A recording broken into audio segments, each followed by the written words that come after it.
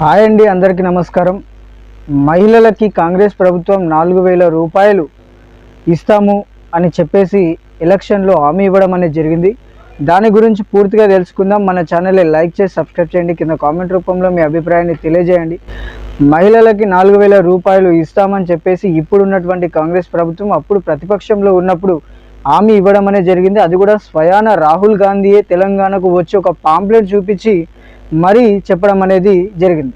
అయితే ఇప్పుడు కాంగ్రెస్ ప్రభుత్వం 1.5% ఓట్లతో అధికారంలోకి రావడం అనేది జరిగింది. అయితే ప్రస్తుతము ఉచిత బస్సు, ఉచిత కరెంటు అనేటువంటి 2 వాగ్దానాలు మాత్రమే పూర్తి చేయడం అనేది జరిగింది. మిగతాది తెలంగాణ రూపురేఖల్ని మారుస్తామని చెప్పేసి మేడిగడ్డ యొక్క వివాదము, అదేవిధంగా ఫోన్ ట్యాపింగ్ వివాదము లాంటివి ముందు వేస్తున్నది. కానీ ఈ 4,000 రూపాయల వృద్ధులకు పెన్షన్ కానీ, మహిళలకి 4,000 రూపాయలు ఇస్తామన్నటువంటి మాట కానీ ఎలాంటి ప్రచారంలో కానీ, ముఖ్యంగా మంత్రులు, ముఖ్యమంత్రి కూడా దీనిపైన ఉలుకు లేదు, పలుకు లేదు. అయితే దీని గురించి ఒక అప్డేట్ రావడం అనేది జరిగింది. ఈ అప్డేట్ ఏమిటి అని అంటే, తెలంగాణలో ఉన్నటువంటి మహిళలకి 4,000 రూపాయల పెన్షన్ అనేది ఇప్పట్లో ఇచ్చేటువంటి పరిస్థితి లేదు అని చెప్పేసి విశ్లేషకులు స్పష్టంగా చెప్తున్నారు. 18 నుంచి 45 సంవత్సరాలు ఉన్నటువంటి మహిళలకి 4,000 రూపాయలు ఇస్తాము ప్రతి ఆడబిడ్డకి అని చెప్పేసి ఒక మాట ఇచ్చినారు.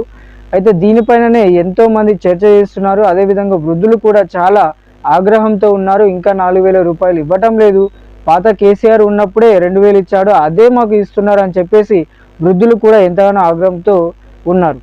అయితే ఇప్పుడు 4,000 రూపాయల పెన్షన్ ఎప్పుడు ఇస్తారు అని అంటే, మన ఎలక్షన్ వస్తుంది మరొక 2 సంవత్సరాలు, అంటే ఇంకా 3 సంవత్సరాల వరకు 4,000 రూపాయల మాటలు అనేవి ఇంకా ముఖ్యమంత్రి కానీ మంత్రుల నోట్ల నుంచి రాదు.